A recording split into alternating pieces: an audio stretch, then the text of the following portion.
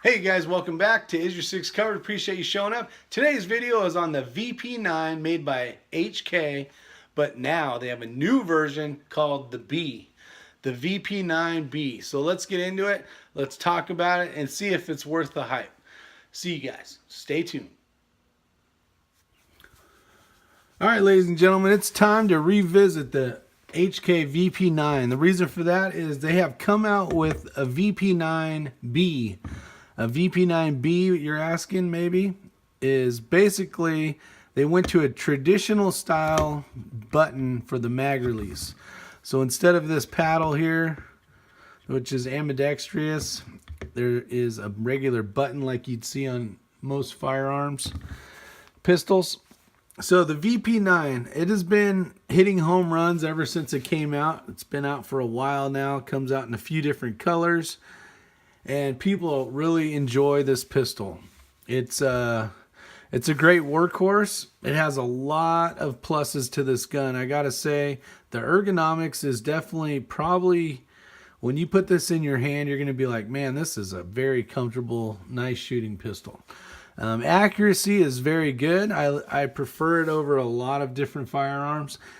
But I will say getting used to this whole paddle mag release was a little difficult when I first picked it up. Now the reason why I actually picked up the HK VP9 back in the day was my son was younger.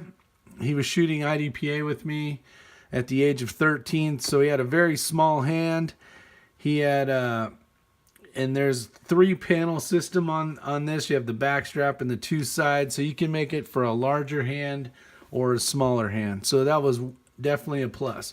Another plus to this, you know, whether it's for a lady, whether it's for a gentleman with a smaller hand or whatever the case is, or even a younger age group, is a lot of times your thumb isn't long enough to hit the button to release the magazine. And when he was shooting IDPA, you know, time is of the essence. You're trying to save some time here and there where you can, and reloading mags on the fly is definitely a plus. And he had the one plus that he had was he was able to use his index finger because he couldn't reach around and hit the mag button at the time. So he couldn't, when he had a full grip on it, even myself, my thumb would be able to hit what would be a normal standard button. But with his little hands, he was able to use his index finger and release the mag. Now, things that make this gun so great, and the reason why a lot of people go to them and utilize them for everyday concealed carry, is because it's a great firearm. First off, HK makes great firearms. Nothing lacking in that point. But you do have a full ambidextrous safety. You have great ergonomics, so that is a plus, especially for the left-handers. You will see you got slide release here and also ambidextrous mag release. Huge plus. Some people prefer these little high ridges in the back for racking the slide. Some people enjoy the ability knowing that this is a striker fire and the striker fire is back and ready to fire.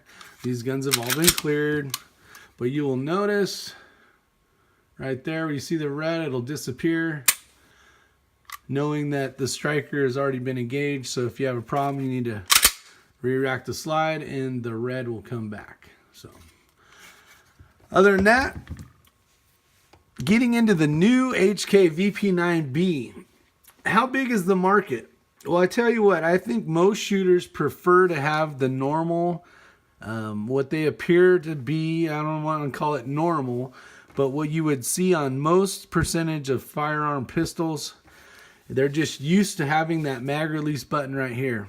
And since HK has decided to move up the game and change their button style, it's definitely a plus for a lot of people that didn't want to convert over to this style mag release. Is there anything wrong with this? The pluses and minuses? I think that's all depends on your style of shooting, what you're comfortable with, what you're used to.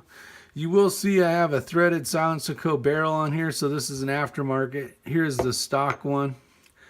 Magazines are going to work in both styles, whether you have a VP9 and you're going to Also get the B. All these mags should work, so we should be good there with that. Some of the questions I have is, are you excited? Are you excited that VP9-B is out, having a regular button? I'm pretty excited to hear your guys' thoughts and comments on it, because when I first picked this up, I was like, man, now I got to get used to a totally different button.